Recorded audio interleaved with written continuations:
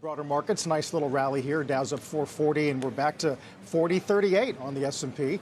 Joining us this morning, Goldman Sachs Chief Global Equity Strategist Peter Oppenheimer. Talk about what we can expect here as we head into month end. Peter, welcome. Good to have you. Thanks, Carl. Good to be here. Thank you. There is a sense that maybe we could get something working here if we get some signs, maybe tomorrow, that inflation continues to moderate. But it sounds like you're still a little cautious until you get a good series of data that says exactly that.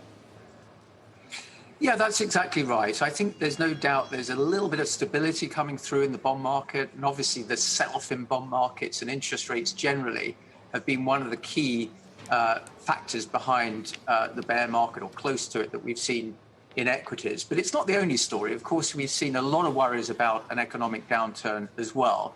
We think the markets will remain a little bit choppy in the near term with high volatility until we get a little bit more clarity on both of those factors. Normally, a peak in inflation is a solid positive sign for equities, and we are starting to see some better valuation. But I think it's a little bit early to be that definitive in the near term, although we're seeing good prospects for investors who are taking a sort of 6 to 12 month view.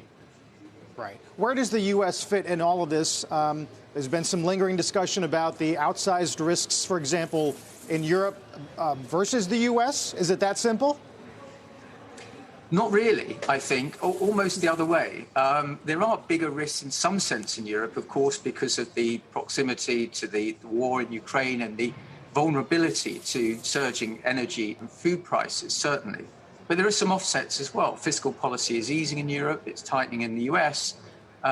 Private sector balance sheets are pretty strong. But importantly, from an equity market perspective, there are two important factors. One of them is that Europe, which suffered for years because it had a lot of value sectors and very little growth and technology, is now a little bit on the front foot as the market has shifted towards favoring some of these value areas, commodities, resources, even banks. And of course, technology and other long duration stocks have borne the brunt of this correction as the cost of capital rises. So that's one factor that's important.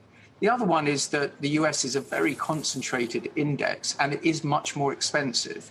Of course, there's been a valuation gap for a long time, but the fundamentals in terms of earnings forward mean to us we should see moderately higher returns, not just in Europe, but outside of the US over the next 12 months. Shepard Smith here. Thanks for watching CNBC on YouTube.